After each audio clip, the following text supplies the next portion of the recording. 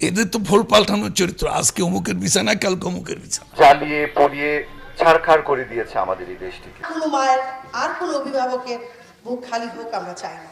আপনারা আপনাদের সন্তানকে ঘরে ফিরিয়ে নিয়ে যান। সেই বাংলাদেশ টেলিভিশনের প্রাঙ্গণে এসে এই ধ্বংসযজ্ঞ দেখে আমরা সকলেই আরেক রহমান সাহেবের পিছে পিছে করতো, ভাই ভাই বলতো, ফেরদৌস আওয়ামী লীগার হয়ে গেল। রিয়াজ কবে আওয়ামী লীগার ছিল? আর পালায় গেছে যে বলেন না, আসেন না কানাডায় আমাকে ধরার জন্য, দেখি কার কত বড় সাহস। কিছু শিল্পী নামে কুলাঙ্গার বেগম খালেদা জিয়ার কার্যালয়ে ঘেরাও করে 2015 সালে। তারা ছিল স্বৈরাচার সরকারের গোলাম এবং চামচা। আরে সাইমচা দেখেন কি করে। চামচাগিরি করতে করতে এমন একটা পর্যায়ে চলে গেছিল, শেখ হাসিনাকে বলতো মা, শেখ মুজিবকে বলতো বাপ। এটা কেমন পরিচয়? তারপর থেকে স্বৈরাচারের চামচাগিরি করতে করতে একটা পর্যায়ে যখন ছাত্ররা কোঠা আন্দোলন করে 2024 সালে, তখনও ছাত্রদের বিরুদ্ধে উল্টাপাল্টা মন্তব্য করে এই শিল্পী নামে কুলাঙ্গাররা। তারা ওই সময় একটা মিছিল বের করে, তার আগেও কিন্তু বেগম খালেদা জিয়ার কার্যালয়ে কিন্তু একটা মিছিল বের করে উল্টাপাল্টা মন্তব্য করে। এবং 2024 সালেও কিন্তু যখন কোঠা আন্দোলন নিয়ে ছাত্ররা যখন লড়াই করে, তখনও কিন্তু তারা বিরুদ্ধে করে একটা আন্দোলন বের করে উল্টাপাল্টা কথা বলে যে এই ছাত্ররা হলো রাজাকারের সন্তানরা, আর উল্টাপাল্টা মন্তব্য করে, যে বাজে বাজে মন্তব্য করে এই কুলাঙ্গার শিল্পীরা। এখন আমার কথা হলো, এই কুলাঙ্গার শিল্পীরা কোথায় যায় লুকাইছো? কোন ইন্দুরের গর্তে যায় লুকাইছো? বেগম খালেদা জিয়া তো দেশে আসছে, তার এখনো ক্ষমতা নাই। যাও এখন যাই সেরে আন্দোলন করে ঘেরাও করো।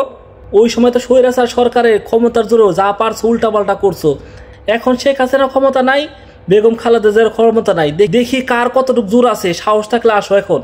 আবার কিছু কিছু আছে পল্টিবাজ, ওই সময় স্বৈরাচার সরকারের লাগে উল্টা পাল্টা মন্তব্য করতো, স্বৈরাচারের সরকারের লাগে সাপোর্ট করতো। এখন আবার বেগম খালেদা জিয়ার পোস্টার লাগিয়ে তাদের দলে আসার চেষ্টা করতেছে যেন একটা সেফটি পায়। এই ধরনের কিন্তু কুলাঙ্গার আছে, শুধু শিল্পীদের মধ্যে না। কিন্তু আমার প্রোফাইলে এই ধরনের কিছু দেখছি। এক সময় শেখ মুজিবের ছবি লাগা রাখছে, এখন দেখি জিয়াউর রহমানের ছবি লাগা রাখছে প্রোফাইলে।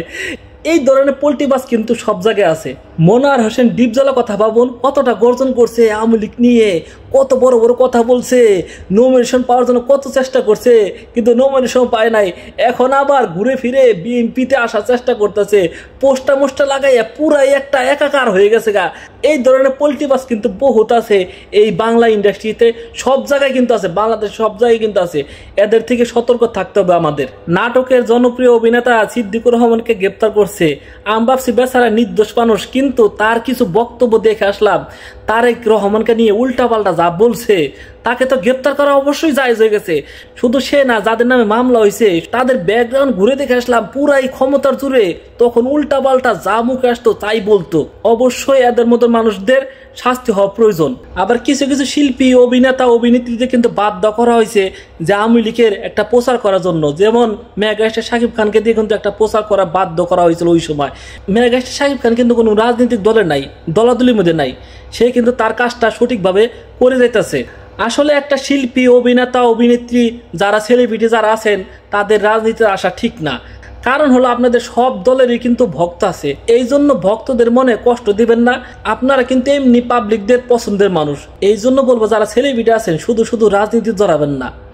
আপনারা যেখানে আছেন একটা সম্মানের জায়গা আছেন, এই সম্মানটা নিয়ে থাকার চেষ্টা করবেন। আর যারা রাজনীতিক বুঝেন, দেশকে নিয়ে কাজ করতে চান, তারা অবশ্যই রাজনীতি করা প্রয়োজন আছে।